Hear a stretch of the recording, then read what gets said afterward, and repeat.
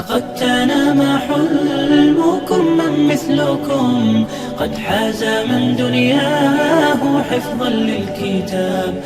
بثوا مدامع فرحكم يا فخركم، أنتم شعاع الشمس إن حل الغياب.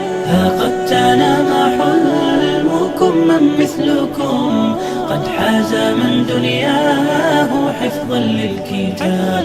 بثوا مدامع فرحكم يا فخركم، أنتم شعاع الشمس إن حل الغياب. فلتخبروا من بعدكم من زاركم أن العطايا حفظ أين واكتساب. فمبارك طبتم وطاب غراسكم، ودعتم خير المراتع باحتساب. فلتخبروا من بعدكم من زاركم أن العطايا حفظ أين واكتساب. فمبارك طبتم وطاب غراسكم، ودعتم خير المراتع باحتساب. حلمكم من مثلكم قد حاز من دنياه حفظا للكتاب.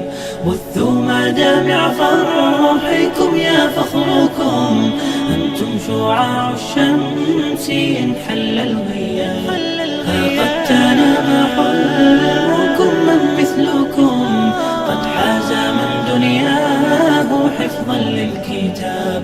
بثوا مدامع فرحكم يا فخركم، أنتم شعاع الشمس إن حل الغياب. قد تنام حلمكم من مثلكم قد حاز من دنياه حفظا للكتاب. بثوا مدامع فرحكم يا فخركم، أنتم شعاع الشمس إن حل الغياب. قد تنام حلمكم من مثلكم. الحمد لله رب العالمين، الحمد لله الذي بنعمته تتم الصالحات، وبفضله تتحقق الغايات، وبتوفيقه تقطف ثمار الجهود والمثابرات.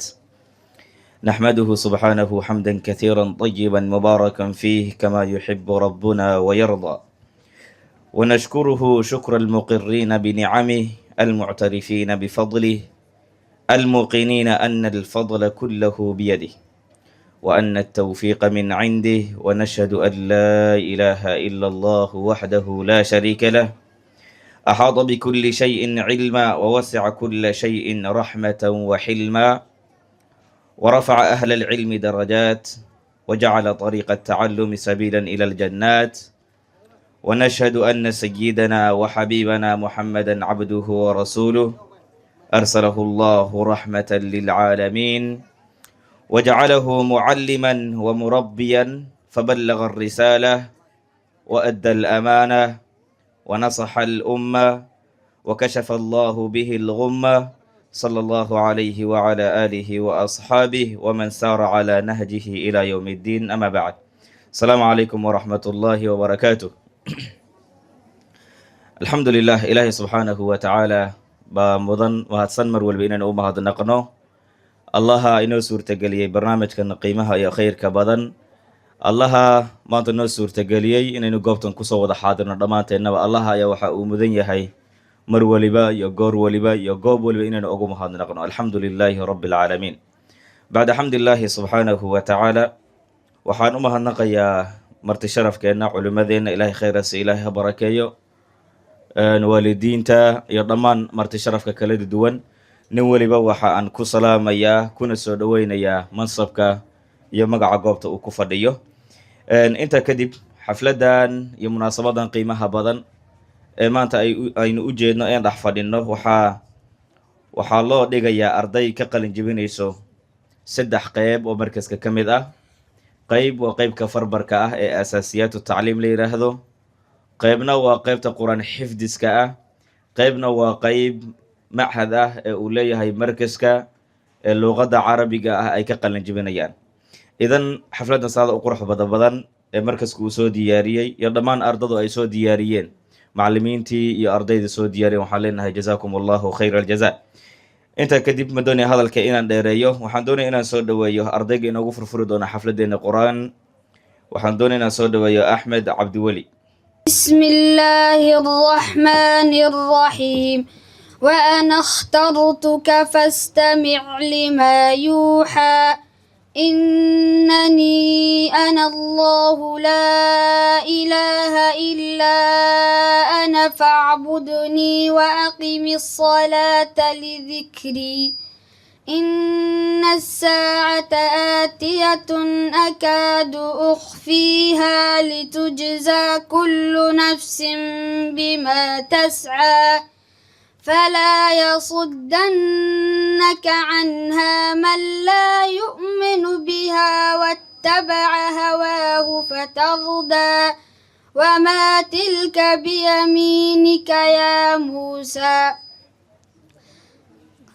قال هي عصاي أتوكأ عليها وأهش بها على غنمي ولي فيها مآرب أخرى قال ألقها يا موسى فألقاها فإذا هي حية تسعى قال خذها ولا تخف سنعيدها سيرتها الأولى واضمم يدك إلى جناحك تخرج بيضاء من غير سوء آية أخرى لنريك من آياتنا الكبرى اذهب إلى فرعون إنه طغى قال رب اشرح لي صدري ويسر لي أمري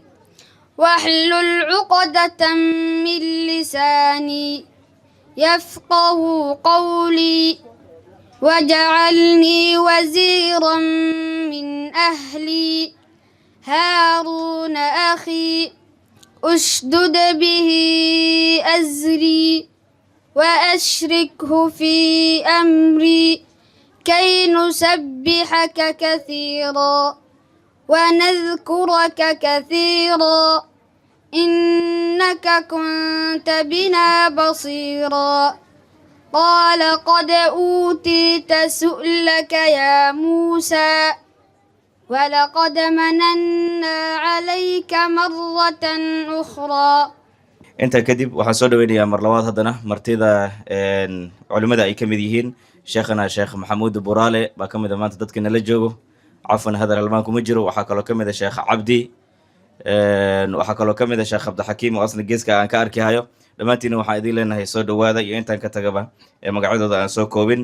waxaan doonayaa haddana inaan soo dhaweeyo kelmad tarxiib ah, soo dhaweyn ay ku bixi doonto luqadda carabiga ah, waxaana soo jeedin doontaa Nasma Cali.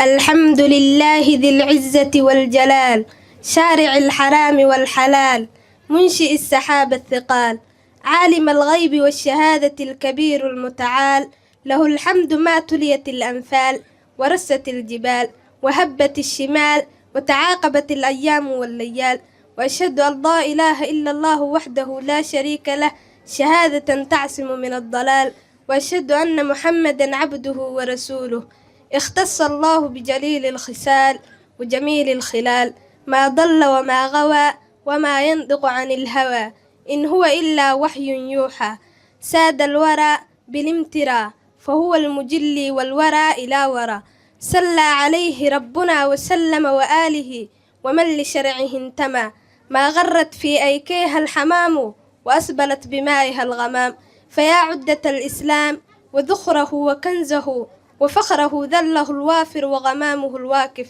شامة الجبين وطول اليمين ضيوفنا الكرام حييكم باسمي وباسم الطلاب وطالبات من مركز نور البيان لتحفيظ القرآن الكريم والدراسات الإسلامية وإعداد الجيل المميز بتحية من القلب يطيب شذاها مسكا وريحانا وتحمل في ضياتها حبا ووفاء ألا وهي السلام عليكم ورحمة الله وبركاته ما تعاقبت على الأسماء حروف الإعراب وحركاته تحية كريح المسك مجيبها أيها العلماء وسادة الأشراف وأمهاتنا الأعزاء بأفئدة تفيض بنور المحبة وقلوب تنبض بروح المودة وعبارات محملة بروح الإسلام والإيمان نرحبكم فأهلا وسهلا بعدد النجوم في السماء وبعدد الحروف في القرآن.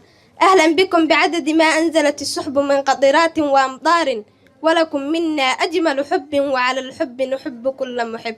وتقبلوا خالص تحياتنا القلبية المعطرة بعطر المحبة والمودة. أيها الضيوف الكرام، لكم منا كل ترحاب والمحبة والتحية التي تعبر عن مدى سعادتنا وفرحتنا بزيارتكم الكريمة لنا وبانضمامكم إلينا وبمشاركتكم معنا في هذه المناسبة الرائعة. وها هي أيدينا تمد لكم بكل ترحاب والمودة وبكل حب وشوق واحترام نستقبلكم ونفرش في طريقكم بالورود يا سادة الأشراف. ألا تكونوا عن العليا ذوي صمم يا شامة العلم والأخلاق والشيم.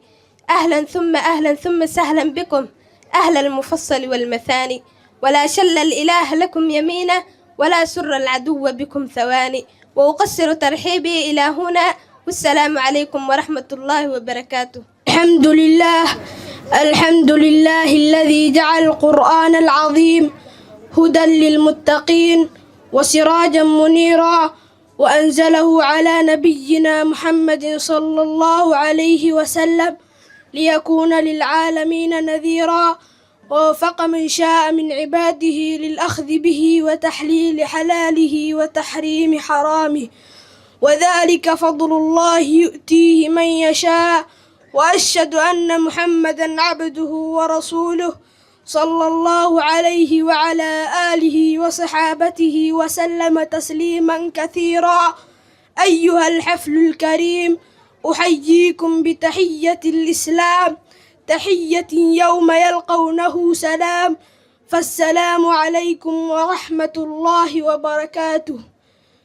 أيها الضيوف الكرام، والحديث عن فضل القرآن حديث طويل بطول آية القرآن، فمصدرية القرآن دليل عظمته، دليل إعجازه، دليل بلاغته، لأنه كلام الله سبحانه وتعالى. القرآن العظيم برهان واضح، دليل صادع، وحجة قوية، وهو نور المبين ينير حياة المسلم. يقول الله عز وجل: يا أيها الناس قد جاءكم برهان من ربكم وأنزلنا إليكم نورا مبينا.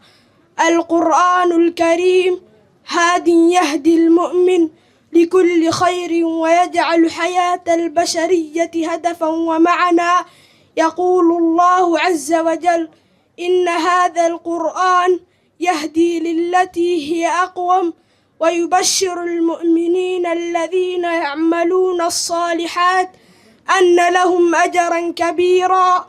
هذا القرآن يرعاكم الله هو الشرف كله.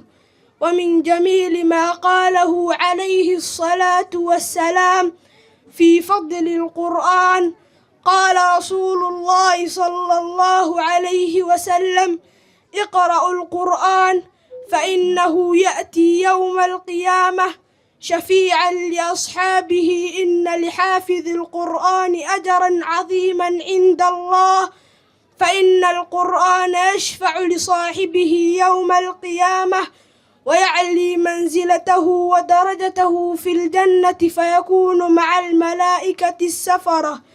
وفي هذا يقول النبي صلى الله عليه وسلم: مثل الذي يقرأ القرآن وهو حافظ له مع السفرة الكرام البررة، كما أن حافظ القرآن يلبس والداه تاج القرآن.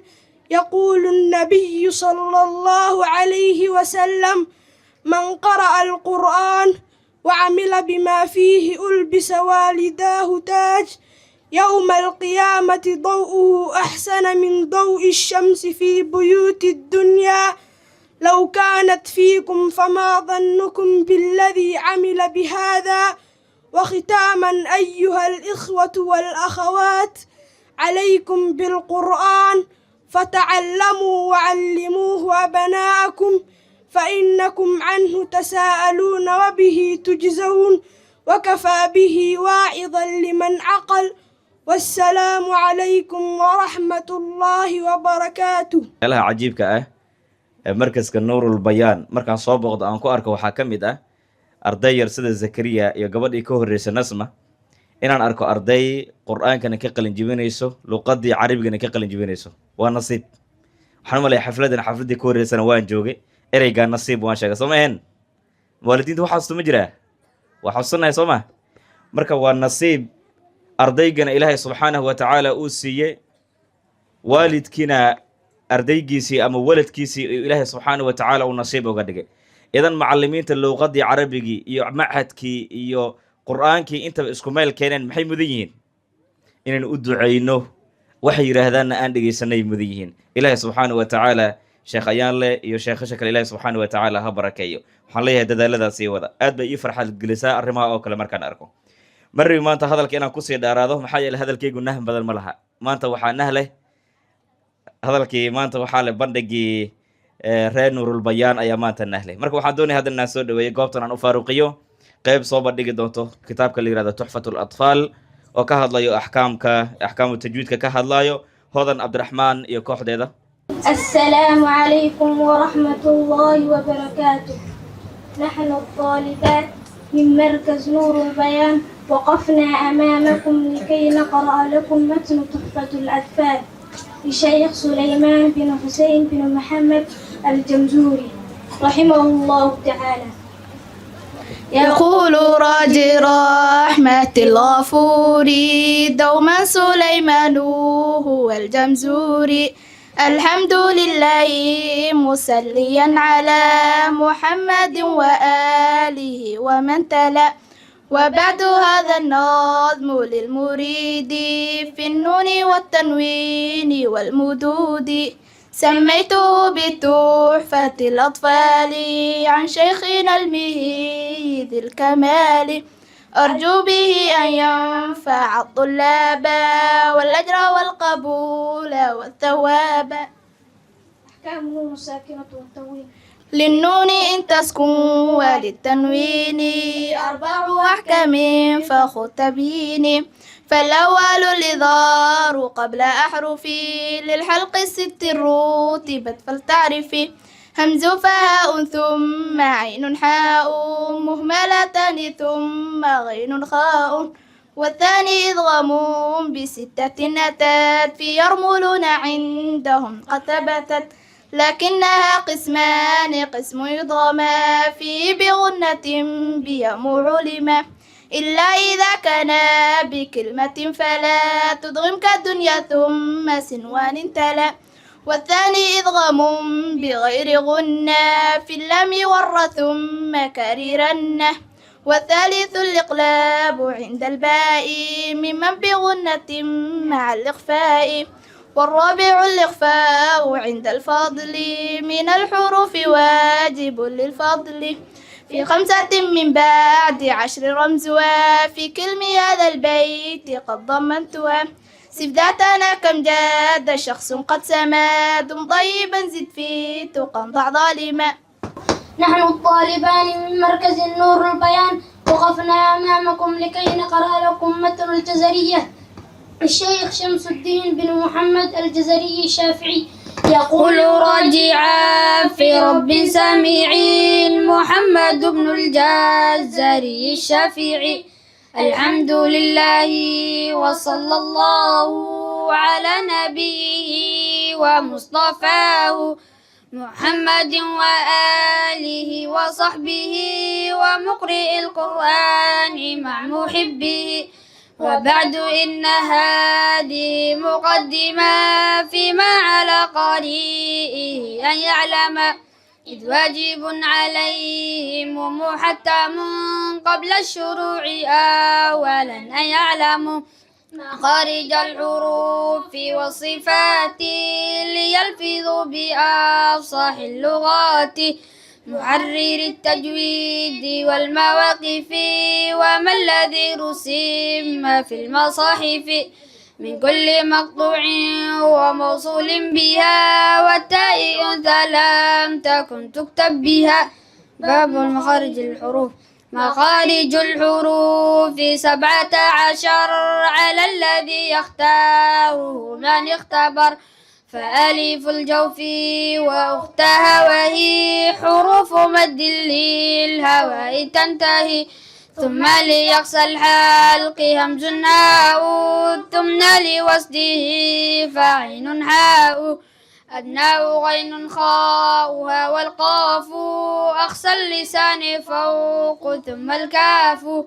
أسفل والوسط فجيم الشين يا والضاد من حفاته إذ وليا. لدرس من ليسار أو يمناها واللم أدناها لمنتهاها. والنون من طرفه تحت جعل والراء دانه لظهر أدخاله. والضاء والذال وثمن ومن عليا الثنايا والصفير مستكن. من ومن فوق الثنايا السفلى والضاء والذال وثل العليا. من طرفيهما ومن بطن الشفاف الفم عذرا في الثنايا المشرفة. للشفتين الواء باء ميم وغنة مخرجها الخشوم. waxaan u gudbi doonaa qaybta labaad ee xafladeena ee ah ilmihii caruurta ka qalin jabinaysay luqadda carabiga ah ama qaybta luqadda carabiga iyo mutuunta isku jira qaybteeda ayaan aadi doonaa. laakiin intaan weli aan aadin waxaan doonaynaa soo istaajiyo maadaama hore aan ka dhawaajiyey munaasabadan maanta waxaa loogu dabaaldegayaa arday ka qalin jabinayso farbarka. markasku wuxuu keenay barnaamij itus oo itaabsi ah waalidiintiina la rabo inay arkaan shaqadii culimmada halkan ay ka haysay oo ah in ciyaalkii inta halkaa la soo istaajiyo ardayda farbarkii ay akhriyaan kitaabada qur-aanka meesha loo soo bixiyo haddii ilaahay uu idmo. waxaan doonayaa markaa cabaas iyo zakariya. تكاد تميز من الغيظ كلما ألقي فيها فوج سألهم خزنتها ألم يأتكم نذير. قالوا بلى قد جاءنا نذير فكذبنا وقلنا ما نزل الله من شيء إن أنتم إلا في ضلال كبير. فكان عاقبتهما أنهما في النار خالدين فيها وذلك جزاء الظالمين. يا أيها الذين آمنوا اتقوا الله ولتنظر نفس ما قدمت لغد واتقوا الله إن الله خبير بما تعملون.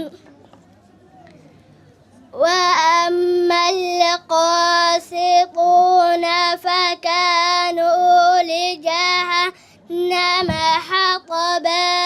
السلام عليكم ورحمة الله وبركاته.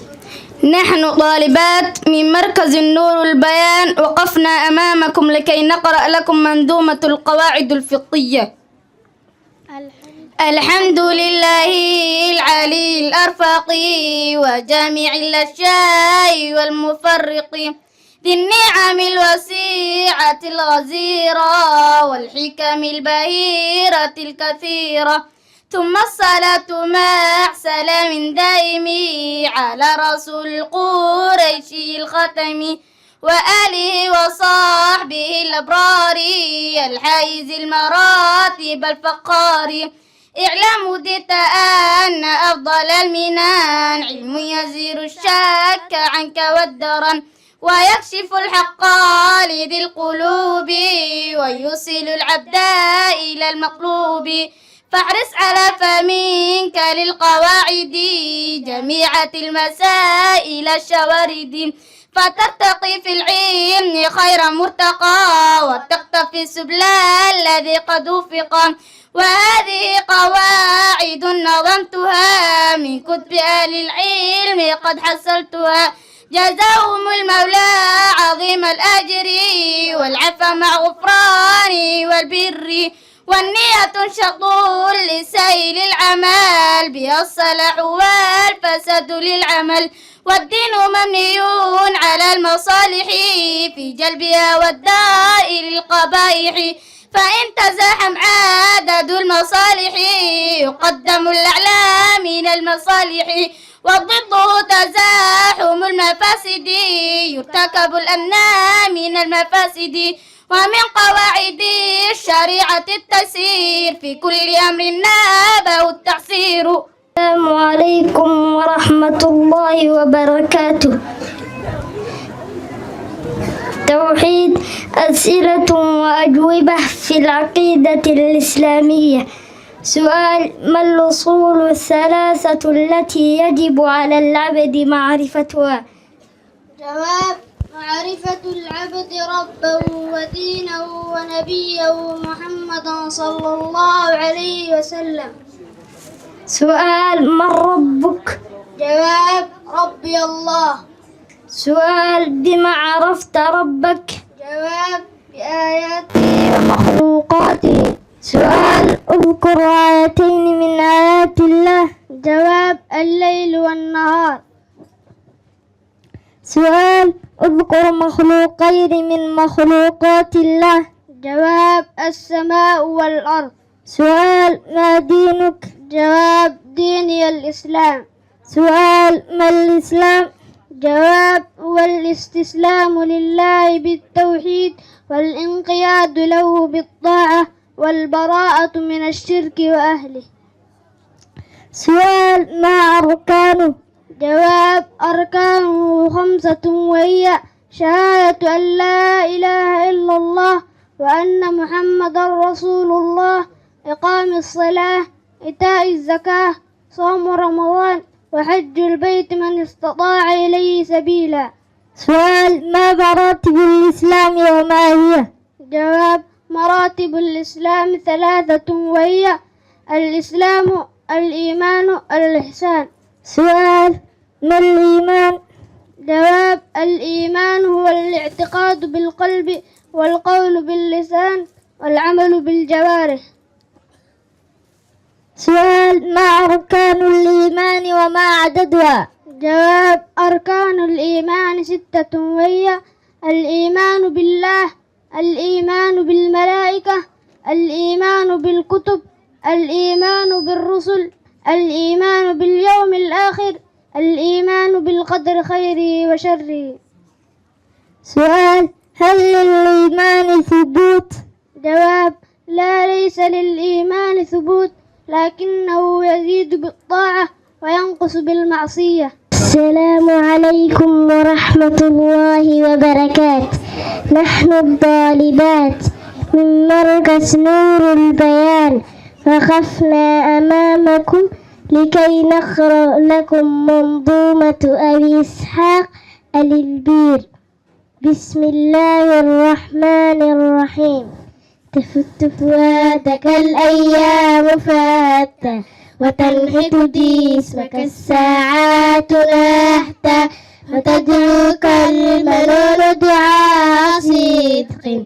ألا يا صاحي أنت أريد أنت أراك تحب عرسا ذات خدر أبت براق هل لك يا سبات تنام الدهر ويحك في رضيض بها حتى إذا مت انتبهت فكم ذا أنت مخدوع وحتى متى لا ترعوي عنها بحتى أبا بكر دعوتك لو وجبت إلى ما فيه حظك لو عقلت، إلى علم تكون به إماما، مطاعا إن نهيت وإن أمرت، ويجلو ما بعينك من غشاها، ويهديك الطريق إذا ضللت،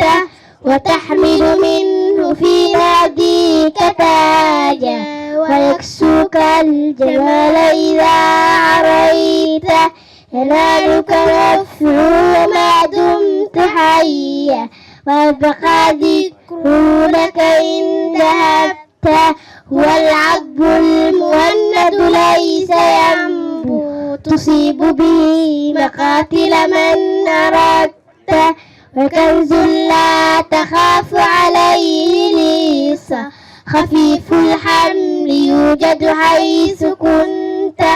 السلام عليكم ورحمة الله وبركاته.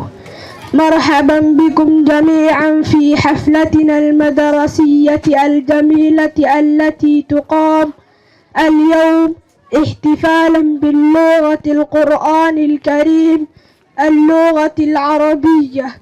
نرحب بمدير المدرسة الفاضل والمعلمين الكرام وبالآباء والأمهات وبكل الحضور الأعزاء.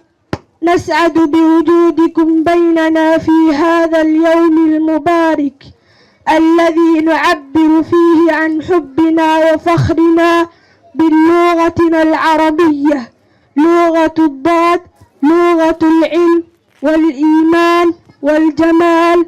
والآن نستمتع معكم بحوار جميل بيننا عن الحفلة المدرسية وأهمية اللغة العربية وفضلها وشرفها. السلام عليكم ورحمة الله وبركاته. وعليكم السلام ورحمة الله وبركاته. في الوهلة الأولى أزف إليكم أخلص عبارات تهاني. أسأل هذه التوبئة زميلي العزيز يا هاشم، هل يمكنني أن نعرف الرأي في بعض النقاط متعلقة باللغة العربية؟ طبعي يا زكريا، فإنني أحب هذا النوع من الحوار. حسنا، متى ظهرت اللغة العربية؟ فقد ظهرت اللغة العربية منذ سنوات طويلة جدا، فأشار المؤرخين إلى أنها واحدة من اللغات السامية، وهي مجموعة من اللغات الأفضل على مستوى العالم. لماذا يعد تعلم اللغة العربية صعبا؟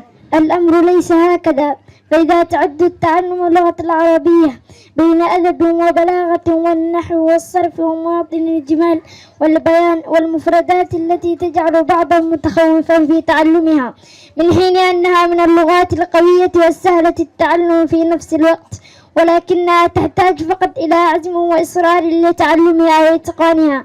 هل تعرف لماذا سميت اللغة العربية باللغة الضاد؟ نعم بالتأكيد، يرجع إطلاق هذا الاسم عن اللغة العربية نظرا بأنها اللغة الوحيدة التي تحتوي على حرف الضاد. أراك تحصل دائما على علامات مرتفعة باللغة العربية، ويصفك المعلم بأنك عاشقا باللغة العربية. لماذا؟ كيف لي ألا أعشقها وقد كرمها الخالق عز وجل وجعلها اللغة القرآن الكريم، وهي لغة سيد المرسلين في النطق شهادتين عن اللغة العربية، وهي لغة الإسلام الرئيسية وما في الحضارات على مستوى العالم.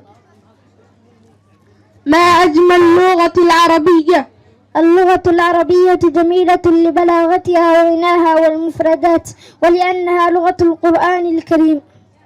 أخي العزيز، يسرني بأن أسألك أحوال التعليم الماضي. هل هناك فرق بين التعليم الماضي والتعليم الحاضر؟ نعم هناك فرق، ومن تلك الفروق أن فرص التعليم كانت قليلة في الماضي، حيث كان يلتحق في المدرسة قليل، وفي الغالب أبناء الأغنياء وسكان المدن. أما اليوم فقد أصبح التعليم حقا لكل مواطن، فلهذا كثر عدد الطلاب وانتشرت المدارس في كل مكان، وشاع القول أصبحت التعليم كالماء والهواء. الطلاب السابق هل كانوا يشعرون المشقة؟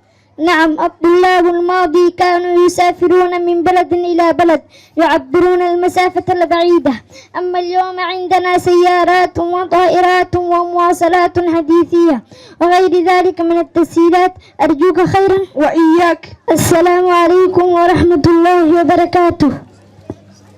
الحمد لله الذي أنزل الكتاب بلسان عربي مبين وغرس حب العرب ولغتهم في قلوب المسلمين، والصلاة والسلام على رسوله العربي الأمين وعلى آله الطيبين وأصحابه الطاهرين ومن تبعهم بإحسان إلى يوم الدين، وبعد، فأعوذ بالله من الشيطان الرجيم. بسم الله الرحمن الرحيم. إنا أنزلناه قرآنا عربيا لعلكم تعقلون. وقال عمر رضي الله تعالى عنه قال: تعلموا العربية فإنها من دينكم.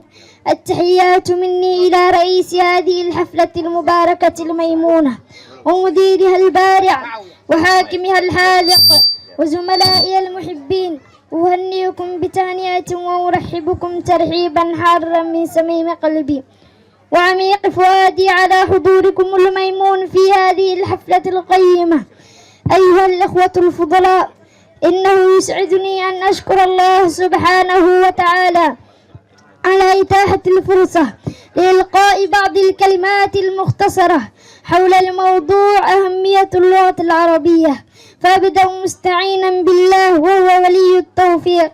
فيا أيها الأخوة، إن اللغة هي الطريقة الوحيدة المنفردة للتعبير عما في ضمير الناس، وفي العالم أكثر من 200 لغة، ومن أشهرها اللغة العربية، وهي لغة عالمية وهي من أفصح اللغات وأوسعها وأشرف اللغات وأعلاها. وإن اللغة العربية هي لغة الإسلام والمسلمين، وبها نزل القرآن الكريم، وبها تحدث خاتم النبيين. وكما أنها لغة القرآن والسنة، فكذلك هي لغة العلوم الإسلامية من التفسير والفقه والحديث وغير ذلك من الفنون الإسلامية، حتى يقال أنها لغة أهل الجنة. ويا أيها الأخوة، إن اللغة العربية لها أهمية عظيمة لا تعد بالكلمة ولا تنتهي، وكفى بها مجدا وشرفا بأن الله سبحانه وتعالى اختارها لأشرف كتابه وآخر رسوله، وضمن حفظها من خلال وعده بحفظ كتابه، فليس هناك لغة أحرى بالتعلم والتعليم من اللغة العربية، وليس هناك لغة أنفع بها لأنها مفتاح العلوم والسنة. فيا أيها الأخوة، إن أهمية اللغة العربية ثابتة بالقرآن وبآثار الصحابة وأقوال العلماء، كما قال الله تعالى في كلامه المجيد وفرقانه الحميد: إنا أنزلناه قرآنا عربيا لعلكم تعقلون. وقال عمر رضي الله تعالى عنه قال: تعلموا العربية فإنها من دينكم. وفي رواية أخرى: تفقهوا في السنة وتفقهوا في اللغة العربية. فيدل ذلك أنه على من أراد أن يتفقه في الدين فلا سبيل له إلا تعلم اللغة العربية. وكذلك قال الشيخ إسلامي ابن تيمية رحمه الله: إن اللغة العربية من الدين ومعرفتها حق واجب.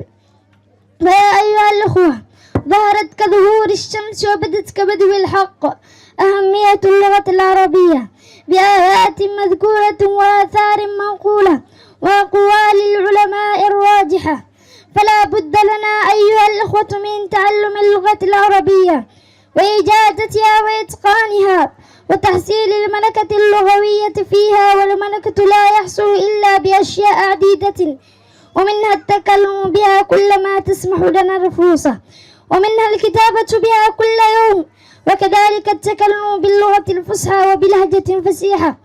كما قال شيخنا محي الدين الفاروق حفظه الله: إن اللغة هي استعمال وممارسة وتكرار، فباستعمالها وممارستها وتكرارها يحصل الإتقان.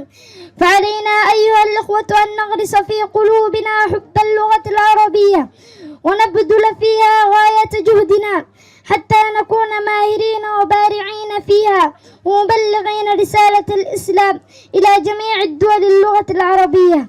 ووفقنا الله جميعا، والسلام عليكم ورحمة الله وبركاته. أن إلهي سبحانه وتعالى عرورت الله بركة يا مين ده. هل سؤال أدي ويدي والدينه والدين تبي مغلسان ولما جرى والد علمه سجاري صار معاهدك اللي جاي واحد نور البيان واحد كدعيها لما لا مجرى بولدنا أنا وحالنا لغة عربي عد أباهن معدك نور البيان أيا أوفر إن شاء الله هدي إلهي إدمه هنا لغة فائدة علمها هدي إلهي إدمه أبدا ما سنتين أنت وحكسوق وجبين يا بندق قيمها بناء وناق بناء أي سود دياريين خير نور البيان iyo macallimiintooda waxaan rabaa inaan u gudbo kelmadooyin aan siin doono culimada iyo waalidiinta intaba waxaan wali aan codsanayaa in liisoo gagaabiyo insha Allah hadii Ilaahay idmo. السلام عليكم ورحمة الله وبركاته.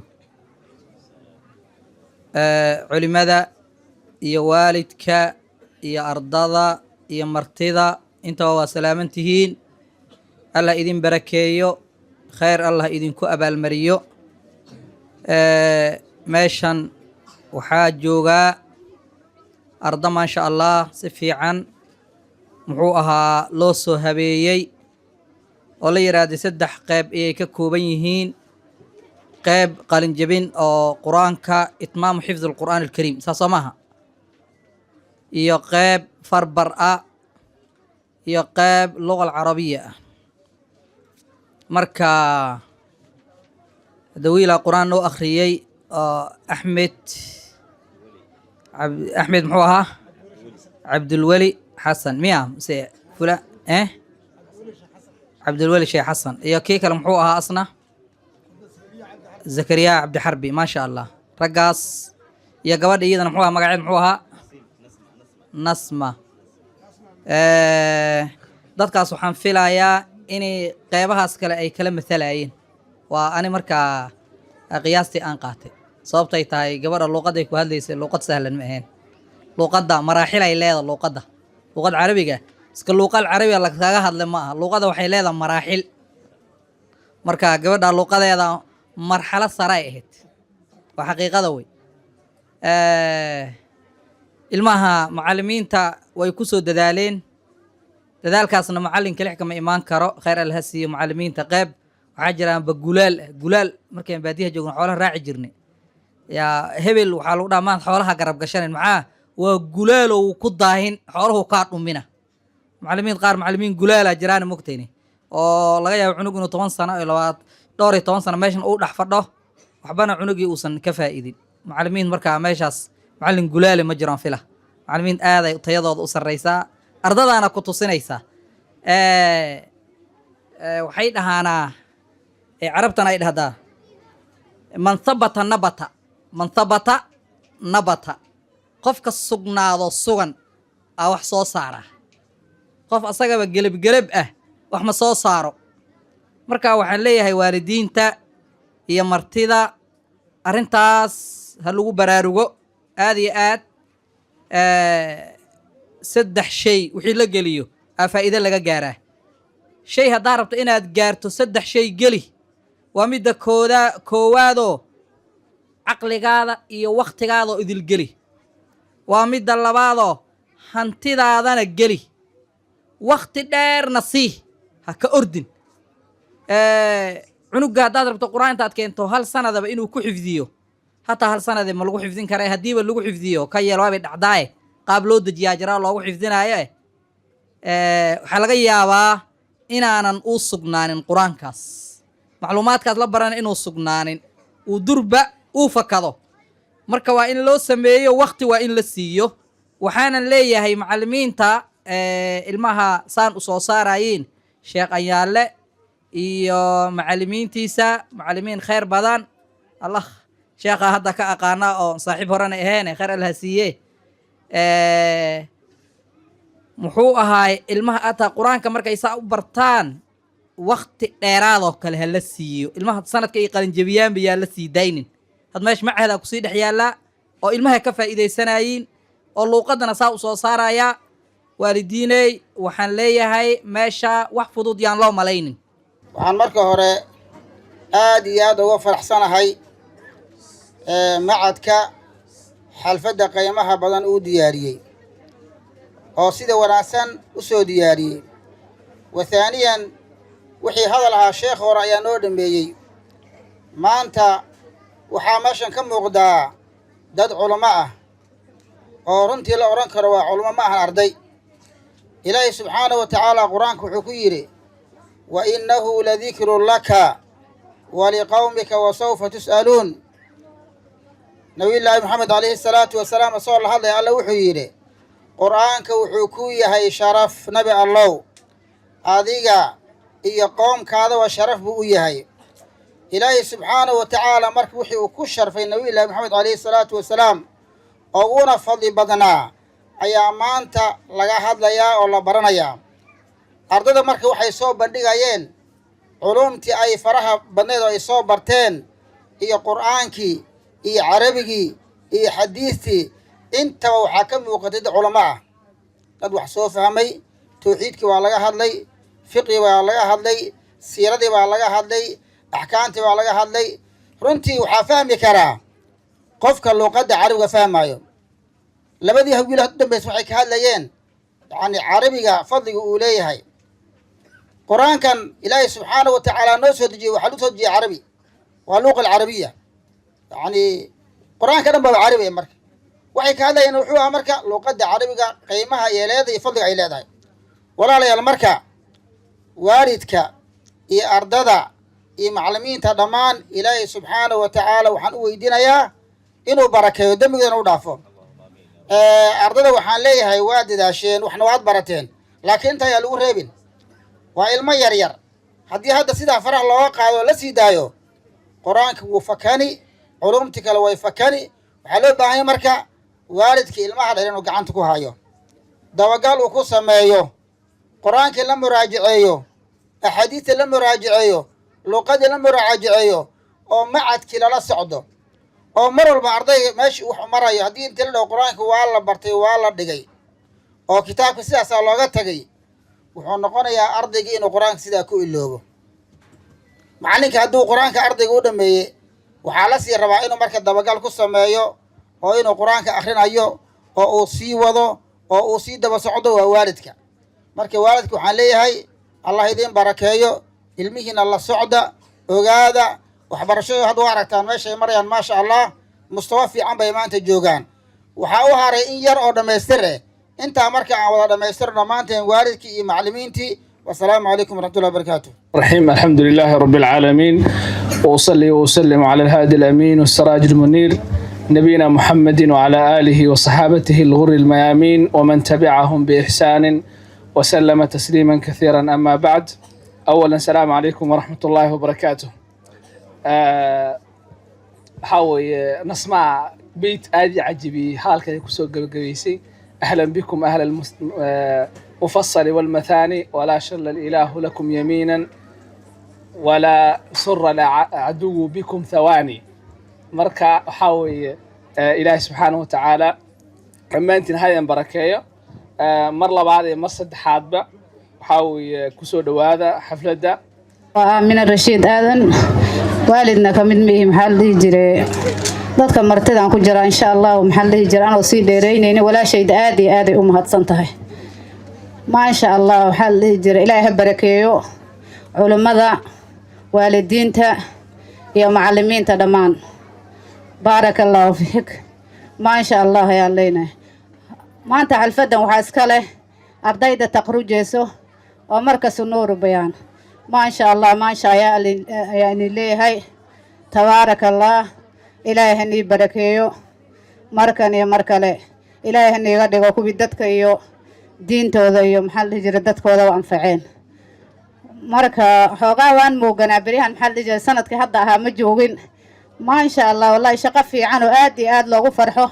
وآدي نو فرح جلس أيو قبته معلنك يو كالكالياشي محل هجرة معلمين تكلا إلهي هني بركيو يعني لين هاي أرديدنا إن شاء الله وحقوقها محل هجرة waxaa la dhihi jira kula sii dardaarmi inay sii wadaan maxaa la dhihi jira hor waalidiinta ay aad iyo aad ardaydan loo sii daadihiyo oo si fiican waxaa la dhihi jira culunta kalena loogu sii dadaalo sidii hadda maanta ay meeshan maxaa la dhihi jira qur-aanka kuwa taqrujka iyo kuwa kale maxaa la dhihi jira macallimul qira'a ka taqrujayeen iyo qaybaha kale carabiga maasha allah ayakana aad iyo aad ayaa u soo dhawaynaynaa aad iyo aadaan ugu hambalyaynaynaa macallimiinta culimaudiinka aad baan u salaamayaa ilmahan caruurtan ninkii aas-aaska lahay aad baan salaana godobe u salaamahay sheeqayaan le allaha ku daayo caruurta baari allaha kaaga dhigo janna fardowso ma ilaahay kaaga baryahaynaa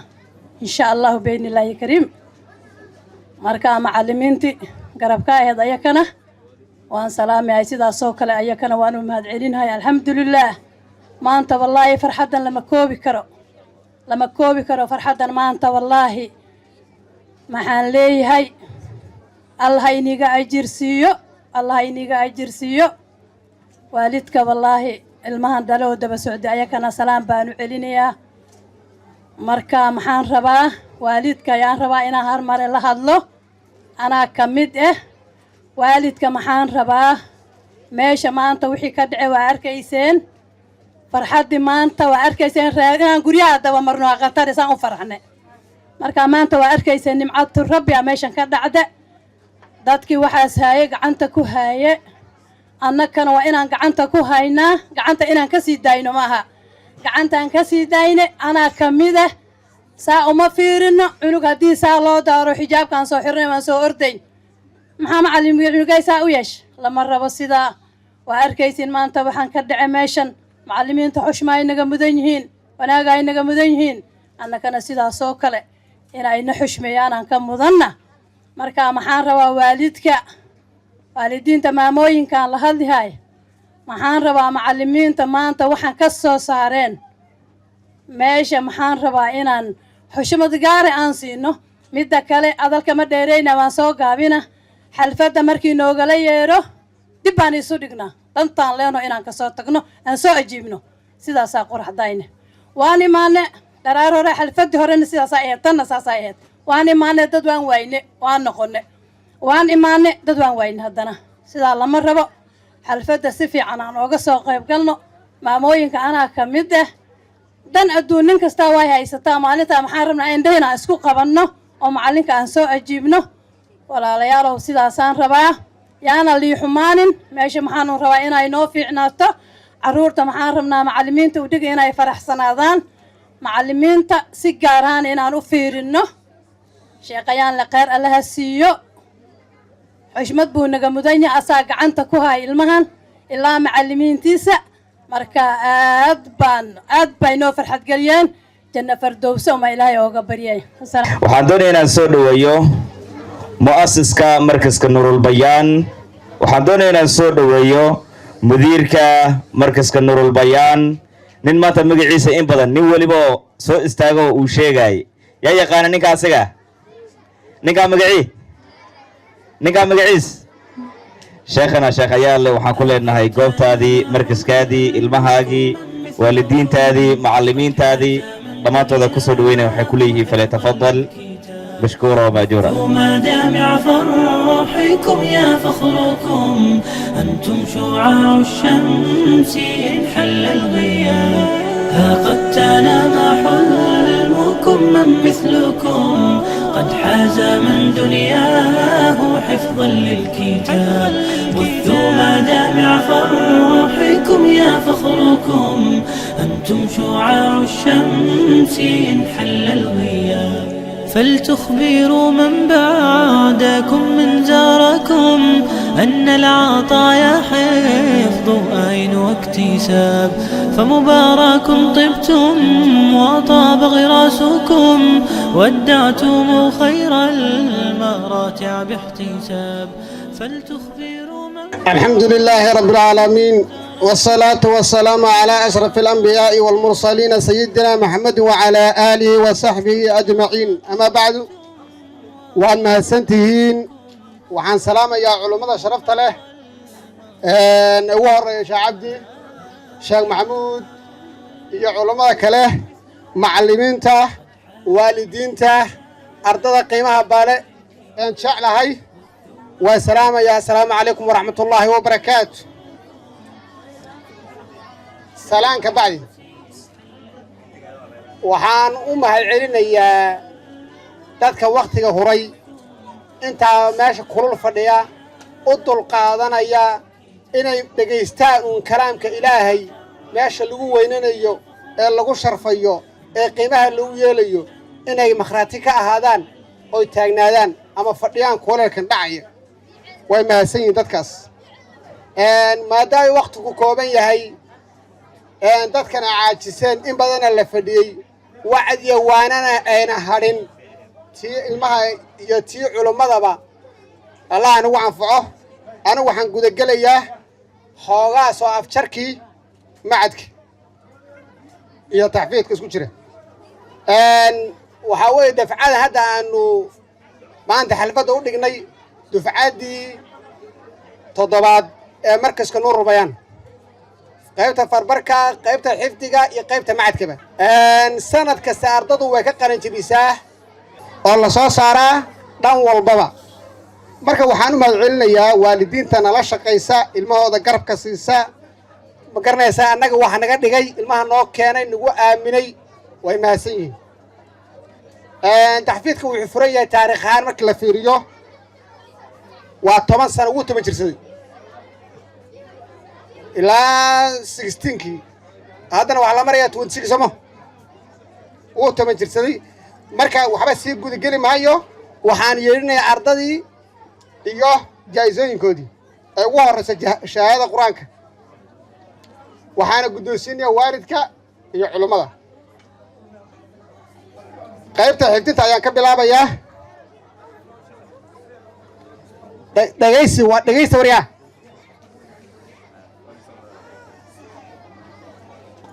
shahaadada xifdiga waxaa ugu horeeya kitaab quraan soo qabaa خضر عبد آدم حفظا للكتاب بثوا مدامع فرحكم يا فخركم أنتم شعاع الشمس إن حل الغياب ها قد تنام حلمكم من مثلكم قد حاز من دنياه حفظا للكتاب بثوا مدامع فرحكم يا فخركم أنتم شعاع الشمس إن حل الغياب فلتخبروا من بعدكم من زاركم أن العطايا حفظ أين واكتساب فمبارك طبتم وطاب غراسكم ودعتم خير المراتع باحتساب فلتخبروا من بعدكم من زاركم أن العطايا حفظ أين واكتساب فمبارك طبتم وطاب غراسكم ودعتم خير المراتع باحتساب حلمكم من مثلكم قد حاز من دنياه حفظا للكتاب بثوا مدامع فرحكم يا فخركم أنتم شعاع الشمس إن حل الغياب قد تنام حلمكم من مثلكم قد حاز من دنياه حفظا للكتاب بثوا مدامع فرحكم يا فخركم